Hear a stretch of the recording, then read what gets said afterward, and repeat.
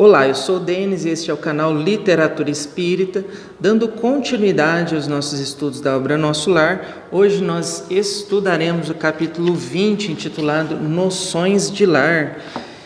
Neste capítulo, continuando a palestra da Dona Laura, mãe de Lísias, para André Luiz, ela vai explicar para André Luiz um pouquinho como funciona a constituição do lar em nosso lar, E aí, o que acontece? André Luiz ele fica interessado em ver que em nosso lar a formação dos lares é muito parecida com a da Terra. Ele pergunta, inclusive, isso para a Dona Laura, que diz que o lar dentro da colônia espiritual não é parecido com o da Terra, é o da Terra que se esforça para tentar se aproximar do lar que existe dentro da colônia, que já é uma noção mais elevada, mais espiritualizada da vida doméstica, E aí ela explica, que ela trabalha também 8 horas, prestando serviços de enfermagem, às vezes cuidando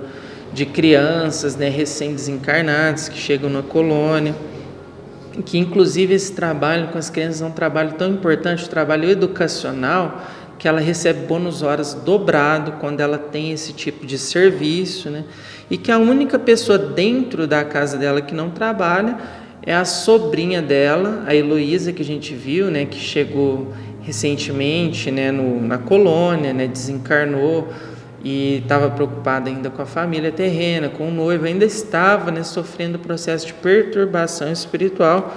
Então ainda não estava em condições de prestar serviços, mas fora isso, todas as pessoas dentro do lar trabalhavam em benefício da coletividade da colônia, assim como a maioria dos moradores. Então, olha que interessante, existe uma preocupação muito grande, a partir do momento que você já tem uma certa noção de espiritualidade, existe uma preocupação grande em beneficiar o coletivo.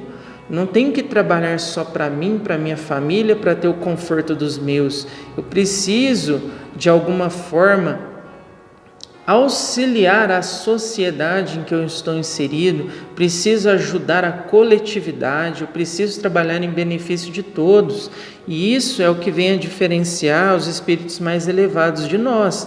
Nós trabalhamos em benefício quase sempre do nosso próprio conforto ou dos nossos entes queridos mais próximos, das pessoas que nós temos mais afinidade, mais afeto. Os espíritos mais elevados não, eles trabalham em benefício de todos. Então imagina uma sociedade em que todos estivessem preocupados com todos, em que todos trabalhassem pelo coletivo, em que todos procurassem ajudar todo mundo, Como que seria um paraíso, como seria um mundo realmente maravilhoso, Nós vemos, por exemplo, se você andar pelo seu bairro, você vai ver que seu bairro tem muitos problemas, que seu bairro poderia ter muitas coisas que beneficiariam os próprios moradores e que os próprios moradores poderiam construir. Mas um não constrói porque acha que vai beneficiar o outro, não quer que o outro utilize, se construir quer que seja exclusivo para si. Então as pessoas, nós ainda seres humanos, somos muito egoístas, nós pensamos muito apenas em nós mesmos, E nosso lar já é uma colônia que, embora seja ainda uma colônia de transição, já traz essa ideia de trabalhar pelo coletivo, de trabalhar em benefício de todos. Aí Dona Laura fala um pouquinho também para André Luiz sobre a importância dos papéis feminino e masculino dentro do lar, de como a mulher ela traz dentro de si a questão mais da ternura, do sentimento, E como isso é importante para o equilíbrio de um lar. E o homem, ele traz mais a questão do trabalho mais rude, mais lógico, É claro, Ela até cita questões como o feminismo, que tenta igualar a mulher com o homem, Mas ela não fala isso de um modo que as pessoas sejam restritas de fazerem certas coisas, Porque o equívoco talvez que exista na nossa sociedade hoje não é que você é impedido de fazer alguma coisa, mas o que convém para você, quais potências o seu espírito tem para trabalhar, no que aquilo pode beneficiar melhor o seu lar, a sua família, a sociedade que você está inserido.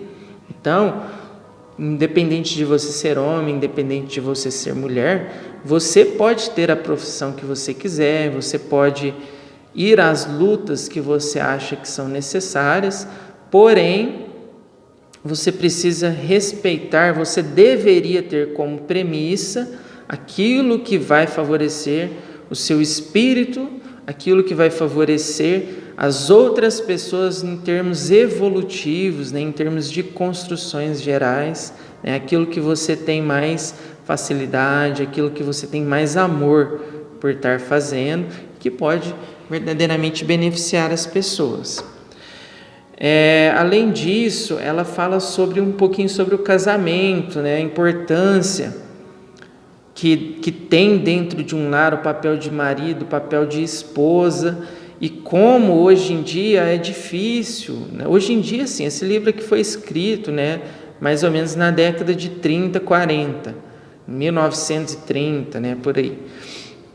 E naquela época, ela já citava algumas coisas que ainda hoje são muito verdadeiras, né? Por exemplo, em relação ao casamento, como as pessoas ainda, elas se unem na Terra, a maioria das pessoas, são poucas pessoas que se unem, que ela chama de almas gêmeas, né? Que são aqueles espíritos que têm bastante afinidade, né? Não almas gêmeas no sentido de serem criados um para o outro, mas no sentido de terem muita afinidade.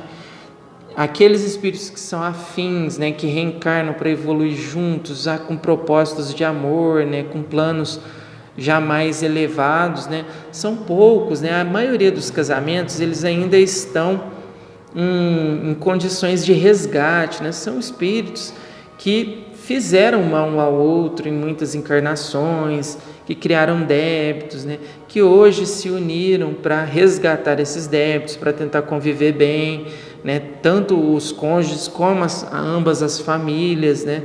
Então, a maioria dos casamentos na Terra ainda é assim, por ser um planeta ainda de provas de expiação, né? Ainda em processo de transição para regeneração. Então, as lutas para se manter o equilíbrio dentro de um lar ainda são imensas, né? A gente vê que ainda existem muitos lares desequilibrados. São pouquíssimos os lares onde o amor realmente impera, né? Sobre todas as outras questões, né? Então, é uma realidade triste, infelizmente, mas que para modificar isso, nós precisamos de mover esforços agora.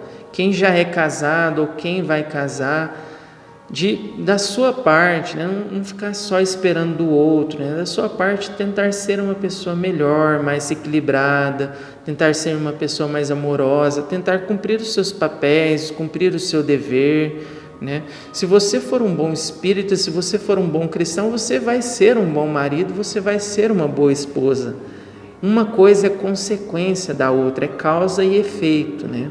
Então, a partir do momento que nós nos esforçamos no processo de reforma íntima, nós nos esforçamos no processo de sermos melhores pessoas, automaticamente seremos melhores pais, seremos melhores filhos, seremos melhores cônjuges, seremos melhores amigos. Todos os nossos papéis, eles vão se modificar para melhor, mas é preciso um esforço nessa direção e principalmente não criar situações para o conflito e não deixar para resolver pendências em outras encarnações. Aquilo que você tiver condições de resolver agora, resolva, porque o seu espírito vai agradecer muito de não ter que reiniciar provas, reiniciar processos no futuro por causa de negligência ou por causa de falta de comprometimento na encarnação atual. Então, isso é um pouquinho que ela fala a respeito dessas noções de lar. Depois, no próximo vídeo, continuando a palestra da Dona Laura, nós continuaremos a falar um pouquinho mais dessas questões. Muita paz e muita luz a todos.